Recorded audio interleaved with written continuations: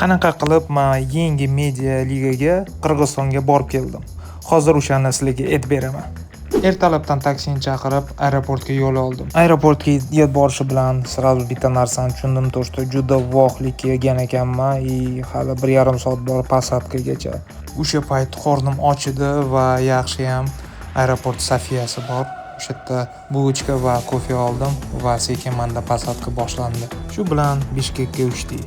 Va men uchun eng tez poyezdka bo'ldi, chunki 1 soat ichida biz Bishkek aeroportiga yetib bordik. Kelishi bilan meni bolalar juda chiroyli kutib olishdi. Biz ovqatlanib, Primoy stadionga yo'l oldik.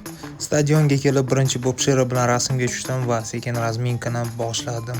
O'yindan oldin meni intervyu olishdi va bir ikkita savollarni berib, men sekin komandani oldiga ketdim.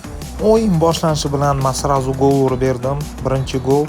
Undan keyin bizning o'yinni ochilib ketdi va juda zo'r momentlar paydo bo'ldi va общий счет 4-1 biz yutdik. Chiroyli yutuqdan keyin hammamiz huzur dunyo qildik. Shu bilan meni poyezdkam tugadi. Hammaga rahmat.